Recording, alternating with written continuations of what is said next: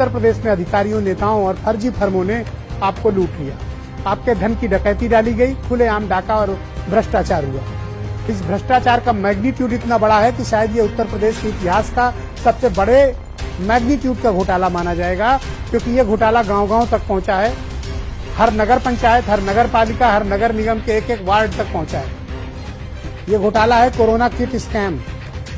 इसमें pulse oximeter, non contracted infrared thermometer और sanitiser खरीदे गए थे। इतने व्यापक, संगठित और बड़े पैमाने पर यह घोटाला हुआ है बहनों भाइयों की आप और हमारी कल्पना से भी कहीं अधिक बड़ा है। मैं अपने शब्दों को दोहरा रहा हूं, ये हमारी आपकी कल्पना से भी अधिक बड़ा घोटाला है जो अंजाम दिया गया है, और ये बड़े संगठित और सुव्यवस्थित तरीके से संरक्षण देकर इस घोटाले को अंजाम दिया गया। इस घोटाले का मैग्नीट्यूड 1000 करोड़ भी हो सकता है, 2000 करोड़ भी हो सकता है, या अभी अमाउंट के बारे में कोई आकलन ही नहीं किया जा सकता, क्योंकि उत्तर प्रदेश में 58,000 से ज्यादा ग्राम पंचायतें हैं जहां पर यह खरीद हुई।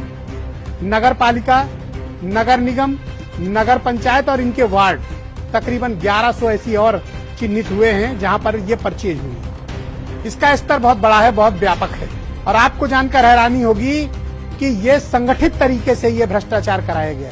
जब मार्च में इसको पैंडेमिक घोषित किया गया तो मार्च से लेकर 26 जुलाई तक उत्तर प्रदेश के नोडल डिपार्टमेंट पंचायती राज विभाग, सवाल नंबर 1, पंचायती राज विभाग ने जुलाई के आखिरी हफ्ते तक रेट, मेक और ब्रांड इसकी कीमतें तय क्यों नहीं की थी। पहला शासनादेश बहनों भाइयों कब जारी हुआ कि ये पूरा पैकेज पल्स ऑक्सीमीटर, थर्मामीटर का, उसकी रेट जानते कब निर्धारित की गई? 24 जुलाई 2020। ये शासनादेश की कॉपी मेरे हाथ में, अगर कोई मुझे झुटलाए मैं उसको चुनौती देता हूं, आओ और मुझसे बात कर लो और ये कागज देख लो। ये 24 जुलाई 2020 का पत्र है अपर मुख्य सचिव मनोज कुमार सिंह का। ये नोडल अफसर हैं जो कुछ भी परचेज होनी है उसके ये नोडल अधिकारी भी हैं, अपर मुख्य सचिव। इन्होंने पहला शासनादेश तब जारी किया कि पूरी किट 2800 की लेनी चाहिए, 24 जुलाई 2020। पैंडेमिक कब आया? मार्च में। यानी मार्च से लेकर 24 जुलाई तक लूट की छूट किसने दी? शासन में बैठे अफसरों ने। तो ये हुआ संगठित भ्रष्टाचार। प्रमाण मेरे हाथ में, जिसको चाहिए ले ले, कहिएगा तो इसको सार्वजनिक भी कर दूंगा। और ये मैंने तैयार नहीं किया, ये शासन की फाइलों में दर्ज है। मैंने कल भी कहा था और आज फिर दोहरा रहा हूँ, इंसान मर जाते हैं, कागज नहीं मरता, वो हमेशा जिंदा रहता है और जिंदगी भर आपका पीछा करता है, जहन्नुम तक आपका पीछा करता है। ये कागज है। तो कोई बताए कि मार्च से लेकर जुलाई तक कोई शासनादेश रेट, मेक, ब्रांड का क्यों नहीं जारी किया गया कि कौन से रेट का खरीदा जाएगा, कौन सी मेक का खरीदा जाएगा और किस ब्रांड का खरीदा जाएगा। तो जाहिर सी बात है कि फिर जिलों को खुली छूट मिल गई, और खुली छूट मिली तो वहां बेईमानों की तो टोली बैठी हुई है लूटपाट करने के लिए। भयानक भ्रष्टाचार हुआ हर जिले में, हर वार्ड में, हर गांव में, हर नगर पंचायत में, हर नगर पालिका में, हर विकास खंड में, हर तहसील में अपने हिसाब से लूट हुई।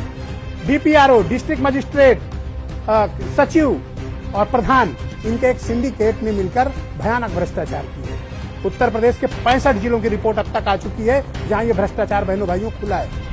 जो सामान 2800 का खरीदा जाना चाहिए, जो सामान 2200 का खरीदा जाना चाहिए, वो 9000, 10,000, 15,000 और किसी ने तो 20,000 में खरीदा है। 5 गुना ज्यादा कीमतों पर खरीदा गया है। और ये 1-2 ग्राम पंचायतों में नहीं हुआ, गलतफहमी से बाहर आइए। ये 58,000 से ज्यादा ग्राम पंचायतों और 1100 से ज्यादा नगर पालिका, नगर पंचायत, नगर निगम और उनके वार्डों में हुआ है। इसलिए मैं कहता हूं कि संगठित भ्रष्टाचार है। और निश्चित तौर पर किसने खाए हैं पैसे, दलाली किसने खाई है इसमें, उसके चेहरे बेनकाब किए गए और बताया जाए कि 24 जुलाई के पहले तक रेट निर्धारित क्यों नहीं किए गए थे, जिला अधिकारियों को छूट क्यों दी गई थी। और जिला अधिकारियों से सवाल इस बात का है कि उन्होंने प्रिक्योरमेंट नॉर्म्स का पालन क्यों नहीं किया। क्वेश्चन नंबर 2, अगर शासन ने कोई आदेश नहीं दिया, ठीक है, तो आपने क्या किया? आपने कौन से नॉर्म्स का पालन किया? नहीं किया।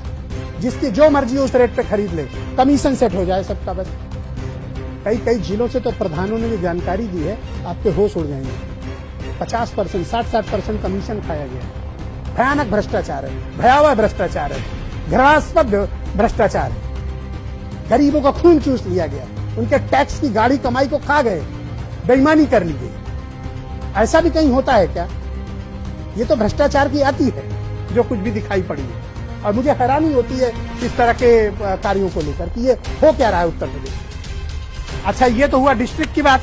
अब और मजेदार बात सुनिए, उत्तर प्रदेश में पीपीई किट सब स्टैंडर्ड अधोमानक खरीदे गए, जिसकी वजह से तमाम डॉक्टर, पैरामेडिकल स्टाफ कोरोना के शिकार हुए। ये बात मैं नहीं कह रहा, ये फाइलें बोल रही। इन फाइलों में दर्ज है कि अधोमानक किट खरीदी गई और अभी Uttar Pradesh medical supply corporation ने खरीदी। लिखत पढ़त में ब्यौरा है, और ये ब्यौरा मेरा नहीं है। मेडिकल कॉलेज के प्रधानाचार्य से लेकर उत्तर प्रदेश में चिकित्सा शिक्षा के प्रमुख सचिव रजनीश दुबे तक की दस्तखत है इसमें। खरीदा किसने है? Medical supply corporation. उसकी एमडी हटा दी गई है, लेकिन उसको इनाम देकर इटावा का कलेक्टर बना दिया गया। ये पीपीई किट घोटाला, ये अलग घोटाला है और इसमें दर्ज है, ये कागजात है, ये फाइलें हैं। कोई कार्रवाई नहीं हुई, कोई एफआईआर नहीं हुई इस पर, न कोई किसी प्रकार की जांच हुई। अब मेडिकल सप्लाई कारपोरेशन का कारनामा सुनिए साहब, मैं तो कागज दिखाते दिखाते परेशान हो जाऊंगा अब आपको। शायद मुझे अकेले ही डिबेट न करनी पड़ जाए कहीं, इतने घोटाले हुए हैं और घोटालों के कागजात की पूरी श्रृंखला चलकर चली आई है। अगर जब आप इस तरह की खबरें दिखाएं तो आपको अपने आप लोग कागज दे जाते हैं। ये उत्तर प्रदेश में मेडिकल सप्लाई कारपोरेशन ने 5200 रुपए में पल्स ऑक्सीमीटर थर्मामीटर खरीदा। कितने में? 5200 में। और कोरोना किट कितने में खरीदी जा रही है? 2800 में पूरी किट आएगी। और उत्तर प्रदेश का मेडिकल सप्लाई कारपोरेशन 5200 रुपए में सिर्फ थर्मामीटर खरीदे, और भी थोड़े मोड़े नहीं, हजारों की संख्या में खरीदे गए। बहनों भाइयों, ये एक संगठित भ्रष्टाचार है, संगठित लूट है, और ये संगठित तरीके से इस तरह की लूट को अंजाम दिया गया और इसमें जो लोग भी सम्मिलित हैं उनके खिलाफ कार्रवाई से फिलहाल परहेज किया जा रहा है। और आप देखिए कि इसमें तकरीबन 1392 रुपए का एक पल्स ऑक्सीमीटर खरीदा गया, 1392 रुपए। और कितने खरीदेंगे? 3000 का परचेज ऑर्डर तो मेरे हाथ में। एक तो ये हुआ। दूसरी बात यह कि जिलों को आपने इतना निरंकुश क्यों छोड़ा कि उन्होंने अपने हिसाब से, अपने रेट के हिसाब से काम किया। और दूसरी बात यह कि जिलों में अगर आपने अधिकार दिए तो उन अधिकारों का दुरुपयोग अगर जिलों में हुआ तो जिलों पर कार्रवाई क्यों नहीं हुई? उनके खिलाफ कार्रवाई की जानी चाहिए थी। अब मैं आपको वो कागज दिखाता हूं कि नॉन कॉन्टैक्टेड थर्मल स्कैनर, जिसे आप बंदूक वाला बुखार नापते हैं ना, वो 5200 रुपए में खरीदा है। किसने खरीदा है? Medical supply corporation, Uttar Pradesh सरकार की अपनी सरकारी संस्था। 5200 रुपए में इसने खरीदा है एक। तो अगर ये 5200 का खरीद रहे तो कलेक्टर खरीद रहा है 9000 में, तो उसकी क्या गलती थी? वो भी गलत नहीं है, उसने भी भ्रष्टाचार किया, इन भाई साहब ने भी भ्रष्टाचार किया। तो कोई हिसाब होगा सरकारी खर्चे का, सरकारी पैसे का। मैं हैरान हूं कितने पेपर आपको दिखाऊं, मेरे टेबल में बिखरे पड़े हैं कागजात इनके भ्रष्टाचार के, बेईमानों के, घोटालों के। ये पेपर मीडिया तक में आ गए हैं पर सरकार को नहीं मिल रहे हैं। ये सब सरकारी कागज, और एक के खिलाफ भी एफआईआर नहीं है। कमाल हो गया ये। मतलब इस प्रकार का भ्रष्टाचार ऑर्गेनाइज तरीके से होता है, ये पहली बार मैंने भी जाना।